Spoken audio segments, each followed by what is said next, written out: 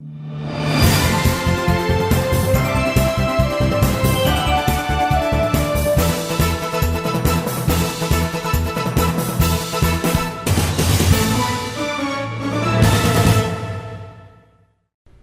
dear friends. Welcome to the show. East West, Jack Chow is hosting with G&E TV. Yes, it's all over the news already. It has been all over the news for the last 2 or 3 weeks already. That Iraq, the country we once invaded, has been boiling pot now. It is so boiling that all directions, all problems pop up at the same time. And it's getting worse and worse and worse. POWs are killed on the spot and with a video, even on Facebook, on the internet, everywhere. There's just a blatant violation of humanity. And on the other hand, you have the contradictions, you have the problems from all different angles of the religious group to fight, just to fight. The fight continues. Kids of 8 years old, 9 years old, especially those boys, were on the streets, armed with rifles. Okay, now, people are dying, and the country is suffering, and lots of calls are made to President Obama, whether we should be involved, and how and when, right? So to get to these questions, to get to of course, I know there are almost no answer to those questions, but to get to see the problem, to see the whole thing in a clearer picture, I have invited my good friend, Dr. Peter Fu, to discuss about it. Dr. Peter Fu, the most outstanding part I see him is that he is a peace lover.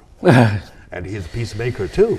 Right. So welcome, sir. Thank you very much, and glad to be here every time. And this is definitely a very hot topic. Sure. So, you know, the last several weeks, it has been boiling over. It is. And President Obama just gave a press talk about what he's going to participate in. It was only a few minutes ago we heard President Obama, his address for the Iraqi situation. So what's your comment about his statement? Well, first, you know what? This situation is very complicated, and I'm sure that was massive reporting in CNN, ABC News, and everything, everywhere. We have a very, very bombarded news as to what exactly is going on. And you mentioned the video. Yeah. You mentioned the sectarian religion, fighting, foreign fighters, domestic terrorists, foreign terrorists. It is very complicated. So from my point of view is that it is not a simple situation. It is not what it appears. What we need to do is to learn from the previous wars and U.S. participations. We should assess the situation, and we should not just jump in right away. I think what President Obama did is fantastic. What he's doing is, as he announced it, today, he's going to send 30 military advisors. No, 300. 300. 300, yes. 300. 300, yeah. Not 30, 300. 300, yeah. Military specialties, special forces, intelligent person advisors. I think we need to find out exactly what's going on. In the broad picture, we know that the Sunnis and the Shiites, they fight, and the Kurds, and they're involved in religion and involved in territories, what they want to become. Sure. But in reality, it's more complicated. I think what the U.S. is very smart this time is to say we're not going to take side at this moment, and also they're not going to think about Maliki himself. They're thinking of the Iraqi people as a whole. Okay, they're not going to drop bombs without knowing who is doing what they should do, what would be beneficial to stop the bloodshed. So this is why President Obama is sending 300 advisors first to find out what is going on, and also to get advice. And I think also one of the very important thing is to protect American civilians inside of Iraq at this moment. All right. Okay. And we have an embassy to protect also. Correct. Right? Correct. Okay. Now, well, to get to the point though, President Obama decided, number one, he will not deploy any ground troops to the Iraq, right? Number two, he will consider somehow send some special forces to there, but on a small scale, such as Navy SEALs, right? To pinpoint some of the severe problems, which is so obvious, which is so clear, something like that, right? Okay, like most cases, like sharpshooters. Okay, now, and then thirdly, he is sending John Kerry to go there to be in charge or investigate or things like that. Well, anything more? How about airstrike? How about drone strike? No, I don't think so. You don't think so? No, I don't think so. This is too early to get to that point. You're too early. And also, the reason that they were sending, Obama is sending 300 advisors, is to not only to advise the people in Baghdad how to protect and fight insurgency, but also to gather more intelligence. You know, you have all the satellite and drones and military missiles and other things, but you do need ground forces to supply some kind of intelligence so that you know which target is on what. If you don't do that, then you have more likely to kill more of civilians. And plus that, personally, I think, you know what, and I think the Iraqi government probably want the U.S.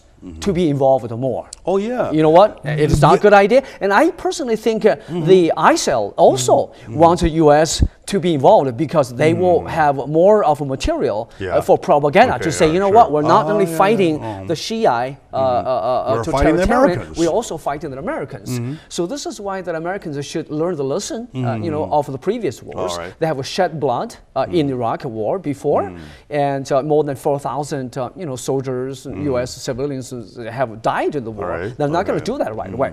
So what I think is very important is to take a step back, assess the situation, and especially the intelligence situation. Just exactly who is behind this is ISIL. The fact that you know, ISIL has moved in so fast, and in the last week or so, and not only that, the Iraqi soldiers, you know, they are about 50 to 1 and or 100 to 1.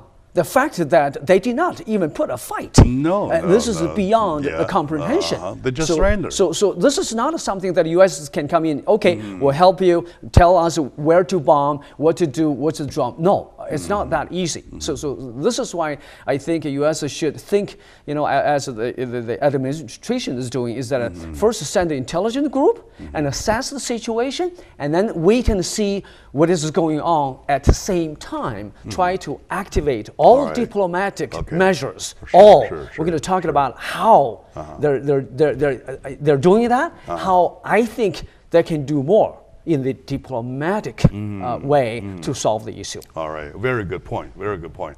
And I thank you very much for your thorough analysis about the situation. But before we jump on a conclusion about is Obama doing the right thing on his job as an executive commander of U.S. force, or is he not, right? Before we can jump on that conclusion, we have to find out, do we know already what's going on there? Well, first, you know what? It is very easy to conclude or to say how much Obama should or should not have been done. No, we're not talking about you, but in talking about the news. But what I think is that, you know what? I don't think the problem is U.S. problem at this moment. No. Yeah. Question is that do we know what's going on there? Not completely. We know a lot. But we don't know exactly completely who is behind this ISIL. You know, you remember there's religions involved. There's Sunni involved. There's Kurds involved in the north east area, Sure. and then you have a massive border with Iran, So- who is primarily Sunni. To get to the question, though, who is ISIL? It's a combination of all those Arabic countries. Well, you know what? I think they're a combination of the jihadist, Yeah, extremist, and a lot of foreign fighters. Right. And also, I think by listening to the You news. think you took Syria and you're not facing any consequences? Well, you know what? I think a lot of the ISIL fighters could be the previous Saddam Hussein's military Could be, right? people, because remember, while Saddam Hussein's on power, there's about 80% of them are Shiite. So most of their soldiers are Shiite religion. No, excuse me, Sunni religion. Sunni. But Sunni, yeah. once the Maliki government took it over, they're Shiite, and they promised to treat these 100 to 200,000 of the previous soldiers nice and to be inclusive, okay. so that they will contribute to the country, to the new country. But you know what? From what I gather, the Maliki is not doing that. I think some of the fighters could be previous military personnel in Saddam Hussein's. Good point. Good point. It's kind of a no side situation. It's kind of a no cut situation. It's a mess there. Absolutely. It's a part of a jam. Absolutely. It's completely part a of a mess. fighting jam. Everybody fights everybody. That's it. It's And all right, very chaotic. the reason I'm asking if whether we do know what's going on there is that, to me, of course, this is my personal point of view. All right, if I'm wrong, I'm wrong myself. I'm not representing the show. Neither do I represent the organization. Just my personal opinion. Jack Chow's personal opinion. It's a problem, or it's a nature of a problem. It's kind of a problem that have been going on for the past 15 to 1600 years. It's not something just popping up like in a Malaysian airplane lost all of a sudden in thin air. People started to look for it. It's not something like that. It is a problem ever since history started, right? So for that country, let's take a short moment. When we come back, we'll see, of course, there is a picture, there's a bigger picture, there's a blur picture, there's a clearer picture, right? Let's see picture after picture after picture. Probably we'll know what we're talking about. Stay with us. We'll be right back.